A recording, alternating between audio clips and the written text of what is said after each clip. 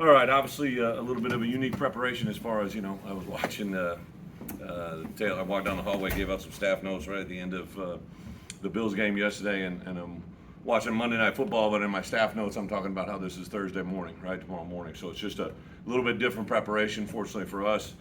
We had the bye week, which allowed us to start practicing as a normal game week. Thought our guys have handled that well, but it is a difference, right? So last night was a Monday Night Football, where they're usually trained into thinking, 5 days before game day, but now it's 3 days away. So a lot of things that are a little bit different, but I think our guys have handled it. Obviously, a lot of respect for UT Chattanooga to be a 3-0 football team. We have some really good players. Obviously, a first-round draft pick a year ago, so they have players literally at every position. They've won football games, and they're very well thought of and respected, especially in this building. So from an injury standpoint, should be everybody out there except for obviously Josh, but everybody else will be back with us that has been limited or injured in the past. So we're looking for Alec Bryant, had a concussion, so he's back. Actually, he had been with us all during the bye week.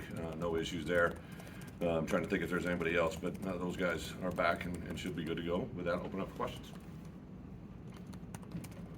Barry talked a lot about using the bye week just to address some of the issues he saw in the offense in the first 3 games. Do you feel like you were able to tackle maybe some of what you wanted to see there? Who said that, Barry? Yeah. Yeah, absolutely. One of the things, offense, defense, and special teams, right when we got done with the Virginia game, we just kind of wanted to do a self-scout of what have we done well, what haven't we done well. Some of it very obvious, some of it kind of hidden within the numbers. So asked every phase to kind of do that. We hit that specifically on Wednesday, Thursday, Friday, trying to kind of really be specific about little details that we're working. Thursday was all UT Chattanooga prep, but really try to attack the things through the first 3 ball games that we needed improvement on. And obviously, offensively, Barry has a plan. I think we are still, we're going into game 4 of a new offense, new offensive coordinator, new way of doing things, new way of saying things. It's a completely different tempo than our guys are used to. So I think it's kind of a little bit of a microcosm of what you've seen. They've done some things really, really well and some things that have not gone as well as we wanted, but the basic elements of hanging on the football, playing clean football, penalty-free, those are things that got to be a staple of what we're doing. Coach, did it help you when Northwestern got beat by FCS school? I mean, that's kind of another reminder that, hey, anybody can beat anybody top 10. I think obviously that's an easy one to kind of serve up, that happens. But I don't coach Northwestern. Don't worry about Northwestern for one game out of the year. So it is I think a constant reminder. I think not just FCS. I think anybody can get anybody in any given football right now in the world that we're living in with portals and guys playing at a higher level. I think it really gets down to how the 2 teams show up on Saturday. You don't have to do anything but perform at your best, and usually the things that you do there are good enough to hopefully put yourself in a position to win. And this Thursday night it's going to be obviously UT Chattanooga, but it's 11 on 11 in all 3 phases of the game, and see what happens. And do you do anything differently with your team, like mentally, when you play Virginia, then an FCS team, then Wisconsin? Classic trap game, players are looking ahead, kind of thing. I think Robert. How do you address that? I think again, the outside world views things differently than people in the building, right? Like, I don't even know if our guys would say FCS. I know I haven't said it. So I think the part that we have to install, I said it from our opening game against Wyoming, and I obviously have said it every game since then, and then to get going this week, we respect all, fear none, right? So we're going to play UT Chattanooga, which everybody's going to point out from the outside world is an FCS, and we're also going to play every Big Ten opponent that we played a year ago in rematch games. Obviously, Virginia was a rematch game. We have a couple of new opponents this year, obviously with Michigan State and Michigan, which is unique for us to have those that we didn't have a year ago. So I get it. I think the outside world sees it as that. Our guys look at it as we were guaranteed 12 opportunities before the year started, and this is number 4. Is there anything that stands out about how the game day operation offensively, just with the new coordinator and tempo, has changed from that week 0 game to going into now? Yeah. Every game's been a little bit different. I think in the Wyoming game, obviously, we first time any of our players had ever taken calls from in our system, right? Had taken calls from the sideline at the line of scrimmage, whether it be tight ends and running backs in the core of the formation or wide receivers on the edge, and obviously the quarterback, relaying all the calls. It's just a learning process they got to go through. I think there's been some times where the growing pains of that has been very, very evident, but we've really stressed that in practice, tried to make it as hard as we can on our guys to make Saturdays as easy as possible. But then also just the basic fundamentals of how I believe you got to win football games, which is obviously ball security, playing ahead of the chains, not putting yourself in bad positions from penalties. Those are things that whether it's practice or games, they always show up, and they show up in either a positive way or a negative way. And there's been penalties have been a bit more frequent in maybe through those first 3 games. I mean, I'm not sure.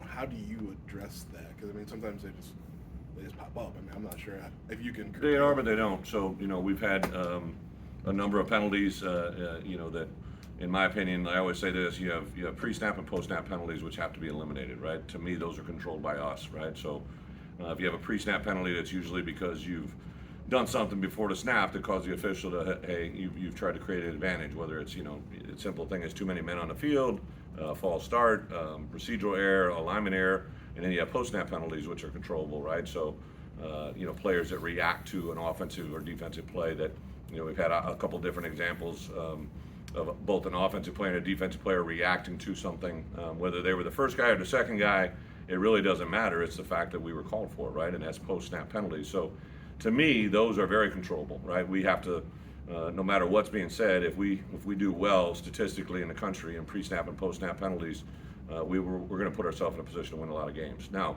a penalty that occurs after the snap and before the whistle, those are things that I think you say some people might be able to live with, right? A holding call. I understand holding calls are going to happen. I understand that DPI is going to happen. I understand occasionally there may be a high-low block or something that is not intentional. It's just a product of the play. And we've had a couple of those, but we can definitely control certain things. We had a couple blocks in the back. I think that the way we talk and communicate with the officials, they're human beings, right? So how we say and comprehend and speak to them can have a direct result on what they may or may not call on you, right? I think officials are human beings, so there's a lot that goes into it, but I do think penalties are very controllable. Similar with turnovers and ball security that you talk about, is it symptomatic of something sometimes, or it can seem random? Yeah, I think you look at Chase Brown, who had a fumble last week, right, or not last week, but in the Virginia game that is very uncharacteristic of Chase, right? He's usually very, very solid and comfortable with the ball, right? And there was a moment there that he obviously wasn't able to hold on to the football. That happened. PB, if you see his play right down the goal line, he's literally coming to T-bar it, which is our technique when we're in traffic. And he just didn't get it up there. He's about 4 inches away, so he's got to get it up there a little bit quicker.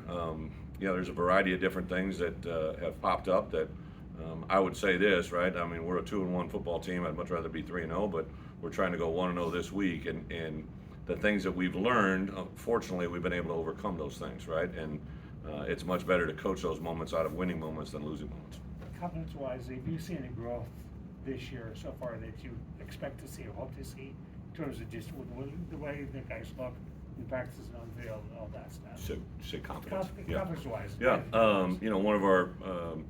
One of our major points since last spring, through the summer, and then going into fall camp, and they actually made it a goal, was prepare and expect to win. And I think that you definitely see that. I made that point even to our guys in the pregame locker room at Indiana and the postgame locker room. I think everybody in that building expected to win that game. We didn't do it, and there were certain reasons, but we fell short. And I think now those guys know, hey, I can go to that moment. This is why we had failure there, right? And as opposed to, hey, maybe we had the right call, maybe we had the right situation, maybe we had the right player. He just didn't know if he could do it. And I think there's a big difference there, and hopefully we're going to continue to step forward in that progress. As you guys get close to that 4-game threshold for the Redshirt, like what specific elements do you look at when deciding whether to pursue that 5th game or dial back? Some of it's pretty easy. For instance, I took James Kreutz out of the lineup, right, and put Jared Beatty into the lineup. Kreutz had played three games. I told him when the season started, my intent was to play him for 3 to the bye week and see where we're at. And then, I have kind of 4 guys in that window. I got Kreutz, Jared Beatty, Malachi Hood, and Luke Zarzan is another guy that possibly could pop into that mix. And I really wanted to use those guys in a 4-game rotation to see kind of exactly where we are with them playing wise. Obviously, Jared was injured, so he couldn't go, but he'll play in the game on Thursday night. Kreutz won't. So sometimes it's just simple math, but a guy like Hank Beatty, what are the freshmen? Obviously, Gabe Ackus, Matt Bailey, those guys, they're playing, right? And unless something changes dramatically, those guys are going to play in every game and see where they go. So it's a little bit kind of individual case scenario. I think one of the great things the NCAA did is allowed us to play these freshmen in 4 games, and it kind of allows them to see it, get their feet wet. But if they're not really playing from the line of scrimmage, unless we just want to totally use their year because of a special team situation, you can rotate them in and let them get the feel of college football for 4 games. Just for clarity, Jared's still with outside backers, right? Correct. Okay. Yep. School's going to honor the Hall of Fame class this weekend, and Jeff George is one of them. I assume you crossed over. You played the game against Yep. him, but just your memories, thoughts about him, what kind of player? Yeah, I actually crossed paths with Jeff as a player, and then obviously was very well aware of him when I came here, and then we crossed paths in a recruiting process as well. So, Okay. kind of a cool thing for us to bring in this weekend. Coach Gunther is a guy that I've known probably over 15 years now. I first met him with Coach Alvarez at a Big Ten function, and just automatically sat down and really had a great appreciation for who he is and what he was. And then as time flies, right, like I would always go down and sit by Coach Gunther at any event I was at. This is back when I was at Wisconsin, Arkansas, having no idea where we were going to come at today. Sure. So a couple weeks ago, I asked him to be our guest captain, and he'll address the team tomorrow at 3:30, and get a chance to visit with the crew. And he was out there a week ago on Thursday before the Virginia game, and just hearing his wisdom, his knowledge, his passion for Illinois has been a pretty awesome thing. Obviously, him and Josh have a close relationship, and to see that continue to build and grow, I'm really excited to get Coach Gunther in here tomorrow. And then, to all the inductees, there's players of all sports, female and male, that I know this will be a big weekend for a lot of people involved. Jeff beat you, didn't he? Sorry to bring up back that. 89, I think he had you. 89, I was redshirted, so I don't know. Not your fault. Huh? Not your fault. Yeah. Well, no, I remember him. I remember being on the sideline. I don't think I really played in that game. I definitely remember he was a good player. You mentioned in August that you wish it was a little hotter out there. Yeah. For practices and such. Now you got a 90-degree day in Yeah. September. What was the reasoning for wanting that sweaty fall camp? Well, I think to prepare you for these moments, right? But I have looked at Thursdays right now. It's supposed to turn a little bit more like fall. So, it comes to the ever-ending ebb and flow here at Champaign, right? My wife experienced our first thunderstorm in our new house with a lot of windows the other day, which was an experience and a half at 1:30 in the morning when I'm trying to get a couple hours sleep to go through that. So it's just part of Champaign. I told our guys the good news is today is obviously Tuesday morning. We just finished practice. It's a hot day today, but 7:30 on Thursday night, the sun's not going to be a factor. The heat shouldn't be a factor. Let's hydrate, get ourselves ready to play in a big game on Thursday night and see where it goes. And do you put that into a game plan? Oh, yeah. Wind, sun, all that kind of stuff? 100%. Obviously I'm on UTC, but a couple kick times got announced, right? You always pay attention to when you're kicking off in the stadium, how that affects you. The reason that we did 6 practices during fall camp in the evening was because we had this game as well as the Indiana game. We knew that was going to be a night game. We knew the other 2 games were set at 3 o'clock. So part of what we did, almost a month and a half ago was a direct reflection of what we knew this kick time was going to be. You guys were. Go ahead, Fred. Is this extra time between games afforded you any chance to install against Wisconsin, kind of like you did in fall camp? That's a great question, but no, as coaches, we'll definitely do some things. But just to get into that bye week where we were physically, especially at certain positions, I really felt it was time to rest our essential ones. Right, by essential ones, I mean guys that are playing 60 plus snaps a game. We played a Saturday game, and just felt that in that window, especially Indiana, we played a lot of snaps. That was a hot game, even hotter in the locker room. So there were some things that we had to go through to kind of just make sure that our guys were right. Tuesday, Wednesday, we got really good work. So now on Wednesday, our 2s took over and ran our offense. So, during a normal game week, I'd say the ratio is probably 75-25. Your 1s get 75% of the reps, 2s get 25%. We actually flipped that during the bye week, so our 2s got 75% of the reps on Wednesday, and then Thursday we went back to the 1s being the 1s all day, but then Thursday we went back to 2s and Devo. So really tried to allocate our reps more efficiently to guys that hadn't gotten a lot. You guys got a chance to be out on the road Friday, and I think just maybe a little bit before. How do you feel like that reception was, and just what do you like about being able to get out there on Friday night? First off, with 2 bye weeks, I have kind of bye week schedule, so I've traditionally gotten out on Sunday and Monday, and then I've gotten out on Thursday, Friday. and a little bit on Saturday.